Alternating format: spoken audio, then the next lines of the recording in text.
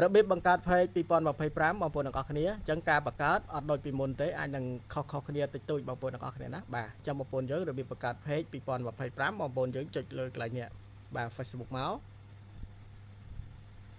នៅពេលណាដែលយើងចេញលក្ខណៈបែបហ្នឹងបងប្អូនទាំងអស់គ្នាគឺយើងយកកន្លែងនេះ tray 3ចុចលើ tray 3មកបាទបន្ទាប់មកបងប្អូនទាំងអស់គ្នាយើងអូសទៅលើបងប្អូនឃើញកន្លែង page ទេបាទអញ្ចឹងចុចលើ page មក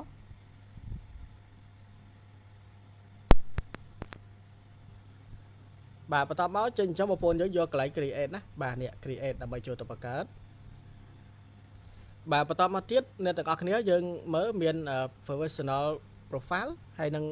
public page ណាបាទអញ្ចឹងបងប្អូនយកកន្លែងនេះ public page ណាបងប្អូនបាទហ្នឹងហើយចុចយក public page តមកចុច next មក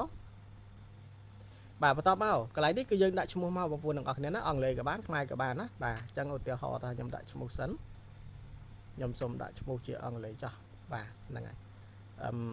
ខ្ញុំដាក់ថាមុនយើងត្រូវវាយផ្ដើមអក្សរធំបងប្អូនទាំងអស់គ្នាណាបាទហ្នឹងហើយ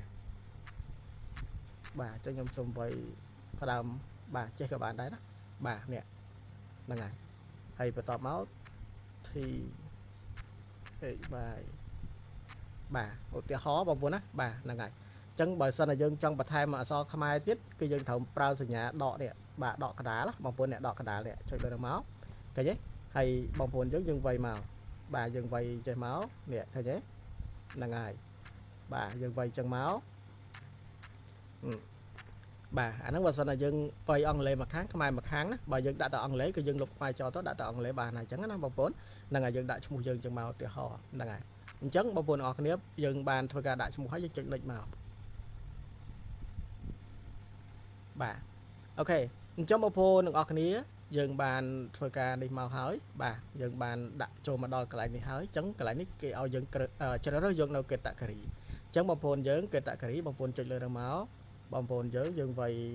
នេះមកណាបាទវីដេអូគេបានធ្វើការអាប់ដេតហើយវីដេអូណាបាទដូចជាមួយយើងវាយណាបាទវីដេអូបាទអញ្ចឹងបងប្អូនទាំងអស់គ្នាយើងយកវីដេអូហ្គេមសិនមកណាចាំចូលទៅក្នុងចាំយើងរៀបចំបាទយកប៉ុណ្្នឹងសិនមកហើយយើងចុច create មកកុំឲ្យយូរកាបាទយើងធ្វើការរងចាំបន្តិចទៅបាទបន្ទាប់មកបងប្អូនទាំងអស់គ្នាចេញលក្ខណៈបែបហ្នឹងបើសិនជាយើងបង្កើតការលក់អនឡាញបងប្អូនយកខាងលើមកប៉ុន្តែបើសិនជាយើងបង្កើតនៅក្នុងការរលួយអីផ្សេងណាបាទបង្កើតមាតិកាបង្កើតវីដេអូគឺបងប្អូនយកក្រោមនេះមកទៅយកក្រោមតមកចុច continue បាទតបមកបងប្អូនទាំងអស់គ្នាគេឲ្យយើងរៀបចំហ្នឹងណាបាទប៉ុន្តែ page យើងកុំអារៀបចំបងប្អូនទាំងអស់គ្នាយើងចុច next មកបាទតបមកបងប្អូនទាំងអស់គ្នាគេឲ្យយើងតាំង profile cover យើងចង់តាំងយើងចុចដាក់ហ្នឹងទៅបើអត់ទេយើងចុច next សិនមកណាបាទចុច next សិនមកបាទបន្ទាប់មកបងប្អូនទាំងអស់គ្នាដើម្បីធ្វើឲ្យ account របស់យើងដំណើរការយើងថិចយកប្រមាណអ្នកទៅណាបាទថិចយកប្រមាណអ្នកទៅហ្នឹងហើយថិចយក5អ្នកអីចឹងទៅណាបាទហើយចុច next មកយើង invite ទៅចុច invite មកណាបន្ទាប់មកយើងចុច next ទៀតមកបងប្អូនចុច next មកបាទតបមកបងប្អូនចុចដានមកបាទយើងរងចាំបន្តិចទៅការបង្កើត page គឺខុសមុនបងប្អូនណាហ្នឹងហើយអត់ដូចមុនទេរៀងប្លែកបន្តិចណាហ្នឹងហើយអញ្ចឹងខ្លាចបងប្អូនយើងធ្លាប់បង្កើតពីមុនអត់ចេះបង្កើតឥឡូវខ្លាចវគ្គអញ្ចឹងខ្ញុំធ្វើបង្ហាញអញ្ចឹងទៅបាទអញ្ចឹងបងប្អូនយើងចេញអញ្ចឹងណាចេញអញ្ចឹងបើសិនយើងចុច continue បានថាអត់សូវដើរដំណើរការល្អទេយើងយកកន្លែង no send មកណាយក no send មកបាទបន្តមកអ្នកនរគ្នាយក OK យូរមកបាទយើងធ្វើការរងចាំបន្តិចទៅ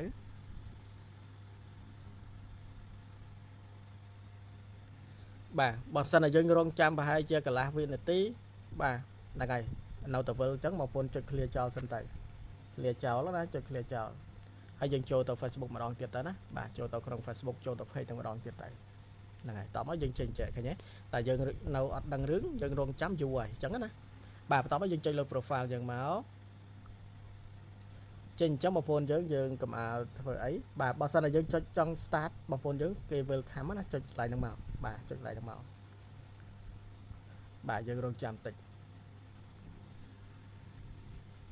បាទចេញអញ្ចឹងបងប្អូនយើងចុច next មកណាចុច next ទៀតចុច next ទៀតចុចដានសំដៅចុចដានបាទ អញ្ចឹងបងប្អូនទាំងអស់គ្នាយើងចូលមកដល់កន្លែងនេះហើយអញ្ចឹងយើងចង់តាំង profile យើងចុចកន្លែងនេះតាំង cover យើងចុចកន្លែងនេះបាទប៉ុន្តែកុំឲ្យតាំងក៏បានទៅទុកវាមួយអាទិត្យទៅពីរអាទិត្យឬមួយក៏មួយខែក៏បានដែរណាបាទចាំធ្វើការរៀបចំបាទហ្នឹងហើយអញ្ចឹងបងប្អូនយើងនេះមកបាទយើងចូលចង់បដូរកន្លែងនេះកិត្តការីខ្ញុំសន្យាថាចូលមកក្នុងបដូរអញ្ចឹងបងប្អូនសូមមើលតាមខ្ញុំបាទដើម្បីបដូរកិត្តការី page របស់យើងបងប្អូនយើងចុចកន្លែងនេះចុច3មកបាទរងចាំតិចទៅ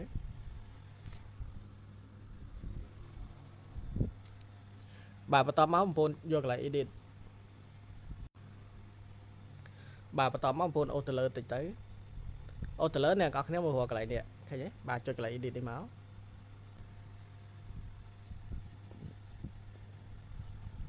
បាទបន្តមកបងប្អូនទាំងអស់គ្នាគឺយើងចុចកន្លែងនេះខ្មៅដៃនេះកន្លែងនេះចុចកន្លែងខ្មៅដៃមកបាទចុះបងប្អូនយើងចង់ដាក់អីយើងទៅសេមកបងប្អូនទាំងអស់គ្នាណាបាទហ្នឹងហើយអញ្ចឹងបងប្អូនយើងនេះយើងអាចអូសមើលបានបងប្អូនណាបាទយើងយកកន្លែង digital creator ក៏បានយកកន្លែង public file នេះក៏បានដែរបងប្អូនណានេះបាទហ្នឹងហើយអញ្ចឹងបងប្អូនយើងឧទាហរណ៍ខ្ញុំយកកន្លែងនេះ public អាហ្នឹងគឺបុគ្គលសាធារណៈអញ្ចឹងតែបាទអញ្ចឹងយើងចុច save មកបាទនេះយើងបានណាបងប្អូនណាហើយយើងធ្វើការរៀបចំអីទៀតអាហ្នឹងចាំវីដេអូក្រោយណាបាទយើងចុច save មកបាទអញ្ចឹងយើងបានបដូរកាតេហ្គរីរបស់យើងគឺលក្ខណៈបែបហ្នឹងហើយបងប្អូនណាបាទហ្នឹងហើយ